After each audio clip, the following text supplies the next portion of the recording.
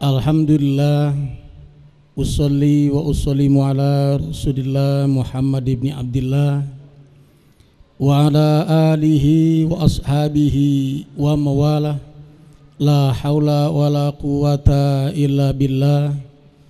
Ashhadu an la ilaha illallah daula syarikalah wa ashhadu anna Muhammadan abduhu wa rasuluhu la nabiyya ba'dah.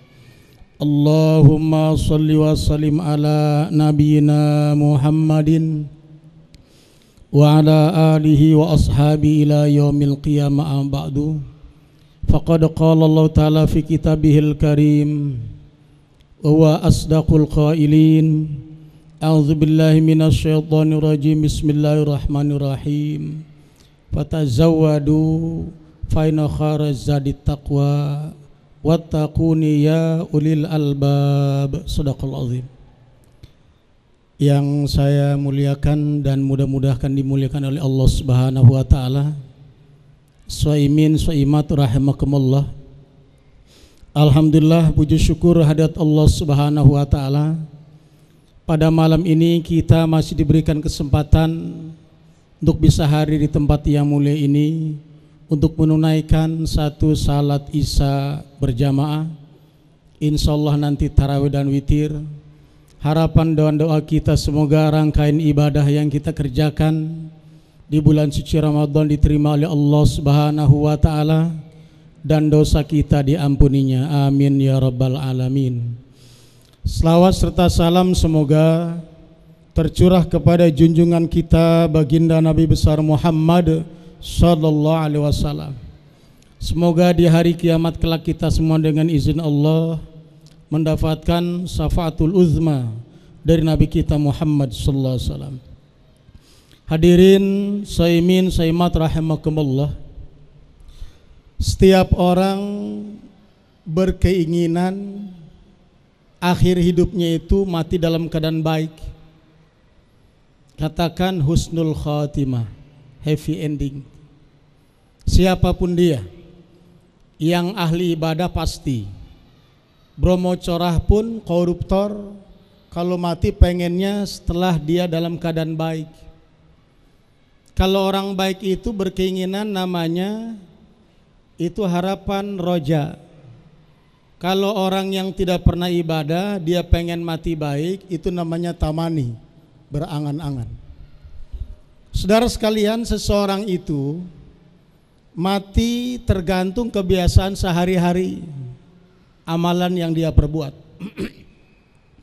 Ada sebuah kisah menarik ini terjadi. Seseorang salat di depan Ka'bah. Salat wajib dia berjamaah. Ternyata Allah Subhanahu wa taala menentukan dia mati pas tatkala dia sujud di depan multazam. Orang bercita-cita ingin mati di situ. Bahkan yang berangkat haji pun pengen mati di Mekah. Ini anak muda ini luar biasa diberikan oleh Allah Subhanahu wa taala keistimewaan. Mati tatkala sujud salat wajib itu di depan Ka'bah pas di tempat multazam itu. Maka mustajabah. Saudara sekalian, itu yang menarik itu. Punya gerangan amal apa dia? Sehingga Allah takdirkan dia meninggal di tempat yang mulia. Bayangkan kalau sholat satu rakaat di sana sama dengan 100.000 rakaat di tempat lain. Artinya kita sudah punya gambaran beliau itu insya Allah termasuk husnul khotimah. Kita ingin begitu. Waktu sujud salat di Ka'bah lagi luar biasa. Anak muda ini menyembunyikan dia punya amal. Dia sembunyikan.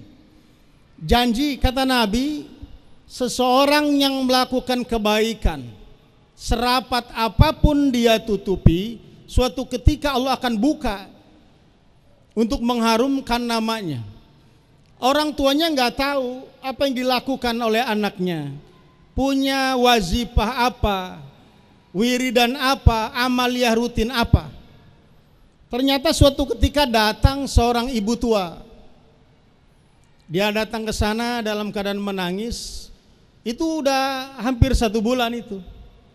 Kata ibunya, ini ibu siapa? Saya orang yang biasa disabangi oleh anak ibu. Dia itu setiap bulan memberikan nafkah kepada anak-anak yatim di rumah saya. Ibunya tidak tahu, orang lain tidak tahu, dengan sembunyi-sembunyi. Rupanya amal baik itu yang disembunyikan dibuka oleh Allah Subhanahu wa taala di depan orang banyak. Subhanallah. Kita ingin begitu. Akhir hidup kita itu dalam keadaan baik, husnul khotimah. Bapak sekalian, seperti saya katakan di awal bahwa kita meninggal itu tergantung kebiasaan kita. Jangan pernah berharap kita mati husnul khotimah kalau kebiasaan kita buruk. Orang mati dalam keadaan kebiasaan amalnya, dibangkitkan di alam barzah sesuai dengan amalnya, nanti di padang mahsyar pun demikian, tergantung amalnya. Saudara sekalian, ternyata angan-angan itu tidak bisa menolong. Jangan kita, itu yang namanya orang mati, yang ingin mati, di dalam Al-Quran itu dituliskan oleh Allah Subhanahu wa taala, mungkin di ruang ICU, tatkala ihtidhar, tatkala nazas karat, waktu hidupnya tidak ingat dia akan ibadah pada Allah, harta yang banyak dia tumpuk-tumpuk untuk masa depan yang tidak jelas. Tatkala meninggal dunia, dia akan menangis, Rabbi laula akhartani ila ajalin qarib fasaddaqa wa akum minas solihin. Kita nggak tahu waktu hadir di situ, mungkin air matanya mengalir karena sudah ditutup lagi komunikasi dengan kita. Mungkin dibisikkan dia bisa, tapi tidak bisa menjawab. Jawabannya yang keluar adalah tangis dari matanya itu. Dia akan berteriak, Rabbi laula akhartani ila ajalin qarib, ya Allah, kenapa tidak ditunda barang sebentar saja. Fasaddaqa minas solihin, saya akan bersedekah, saya akan beramal soleh. Ternyata saudara sekalian, oleh Allah Subhanahu wa taala, wala yuakhirullahu nafsan idza jaa ajaluha. Apabila sudah datang ajalnya tidak akan dikembalikan. Penyesalan yang tidak ada gunanya, nauzubillah min dzalik. Kenapa dia menangis demikian? Saudara, jangankan dia, Fir'aun itu waktu hidupnya dia mengatakan ana rabbukumul a'la. Aku ini Tuhan yang paling tinggi. Karena di Mesir itu ada Tuan Ra dan lain sebagainya. Aku Tuhan yang paling tinggi. Sungai Nil mengalir di bawah kakiku. Tapi tatkala hendak meninggal dunia, kita baca dalam Al-Quran, hatta iza adrakal gharq qala amantu annahu la ilaha illa amad bi bani Israel wa ana minal muslimin. Sehingga tatkala hampir tenggelam Fir'aun di Laut Merah itu, dia mengatakan amantu, aku beriman. Fir'aun mengatakan aku beriman, tidak ada Tuhan kecuali Tuhannya Bani Israel, wa ana minal muslimin, dan aku termasuk orang yang berserah diri Muslim. Fir'aun tatkala meninggalnya dia mengatakan saya orang Islam. Ada gerangan apa sampai begitu dia takut? Kata Nabi, la yamutu abdun hatta yara makanahu imma fil jannah aw finnar. Seseorang itu tidak akan mati dia sehingga diperlihatkan oleh Allah Subhanahu wa taala tempatnya. Kita tatkala hendak meninggal dunia, kita dalam keadaan berbaring, berkelebat semua perbuatan yang kita pernah lakukan. Tatkala kita sejak balik sampai kita hendak meninggal dunia, kebaikan diperlihatkan, kita akan senyum. Kejahatan diperlihatkan, kita akan membuang muka kita. Di situ saudara sekalian, orang menentukan dia baik akhir kesananya atau sengsara. Kaum muslimin, shaimin, shaimat rahimakumullah. Oleh karenanya, kebiasaan baik itu tanamkan, camkan. Setiap khotib, Setiap orang menyampaikan pembukaan khutbah pasti mengatakan syukur kepada Allah dipanjangkan umur. Itu nikmat yang paling besar, nikmatul ijad, keberadaan kita, dan ditetapkan iman Islam itu yang luar biasa. Saudara sekalian, hari ini kita masih beriman, itu syukur pada Allah. Dan iman itu saudara sekalian bukan gratis, sesuatu yang Allah berikan dipilih. Kita termasuk orang-orang yang baik. Tapi kalau hanya modal iman saudara sekalian, bisa tamani angan-angan kosong. Nanti kalau saya udah dekat tua, udah dekat umur, sudah waktu-waktu tertentu saya akan tobat. Belum tentu bisa saudara sekalian. Fatazawwadu kata Allah, berbekalah kamu. Kenapa harus berbekal? Karena mati itu datangnya mendadak. Al-mautu ya'ti baghtatan. Jangan pernah mengatakan bapak saya masih hidup, umur saya baru 30. Kalau mau mati bapak saya dulu, belum tentu. Waktu wafatnya kita bukan berdasarkan umur dan penyakit, tapi ajal. Saudara, kita ingin seperti yang pertama diceritakan itu, mati dalam keadaan husnul khotimah. Ternyata saudara sekalian tidak mudah. Kita akan lurus terus, hidup ini tidak mudah.